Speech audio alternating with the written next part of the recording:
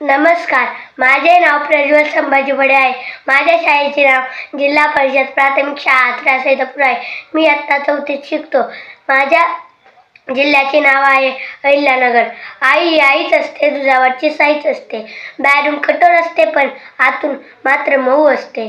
आदरणीय गुरुजन वर्ग आणि माझ्या मित्रमैत्रिणींनो, आज मी माझी आई या विषयावर माझे मनोगत व्यक्त करणार आहे.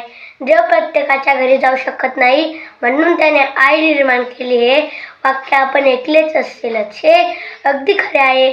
आई म्हणजे देवाने दिलेली सगळ्यात सुंदर भेट. माझ्यासाठी तर माझी आईच म्हणजे माझे संपूर्ण जग आहे. माझ्या आईचे नाव मंदा आहे.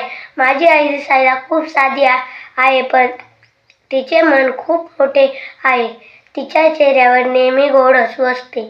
आमच्या घरात ती सकाळी सर्वात आधी उठते आणि रात्री सर्वात शेवटी झोपते.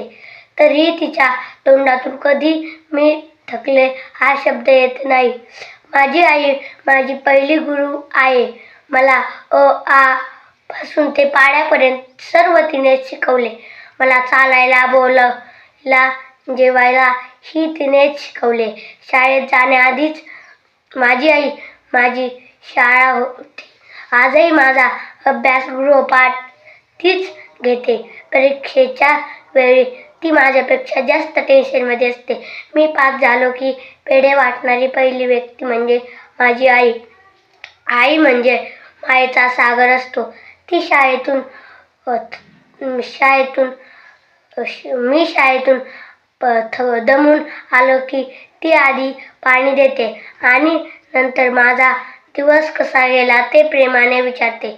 मला ताप आला की ती रात्र जागून माझ्या उशाशी बसते. स्वतःचे डोळे झाकत नाही, पण मला झोप लागेपर्यंत थोपटत राहते. स्वतः आधी भाकरी खाईल, पण मला पोटभर जेवू घालेल. यालाच आईचे प्रेम म्हणतात.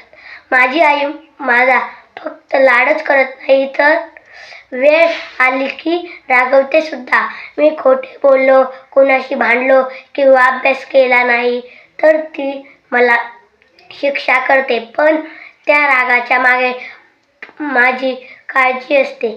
मोठ्याचा आदर कर, खरे बोल, कष्ट कर हा तिचा मंत्र मला नेहमी लक्षात राहतो.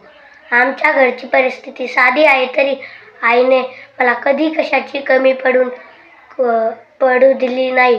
स्वतः जुनी साडी नेसेल, पण मला वाढदिवसाला नवीन ड्रेस घेईल. स्वतःच्या आजारपणाकडे दुर्लक्ष करेल, पण माझ्या दुखण्यावर औषध आणायला विसरणार नाही. हाच तर आईचा त्याग असतो, जो आपण पैशात मोजू शकत नाही. माझी आई माझी बेस्ट फ्रेंड आहे. शाळेतली मज्जा, मित्रांचे सिक्रेट, माझी स्वप्ने मी सर्व पहिल्यांदा आईलाच सांगतो. ती कधीच मला हसणार नाही, उलट योग्य सल्ला देईल.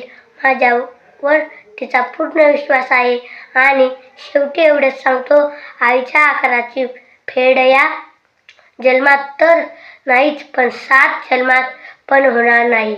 मोठं झाल्यावर मी खूप शिकणार, मोठा साहेब बनणार आणि माझ्या आईचे नाव काढणार. तिला म्हातारपणी काही कमी पडून देणार नाही, कारण आई एकदाच मिळते. आई, तू आहेस म्हणून माझे घर मंदिर आहे. तुझ्या चरणी माझा लाख वेळा नमस्कार. जाता जाता एक कविता बोलून जाईल. आजारी असलो की आपल्याला जवळच बसून राहते. सगळं काम बाजूला ठेवून ती म्हणजे आई. धन्यवाद.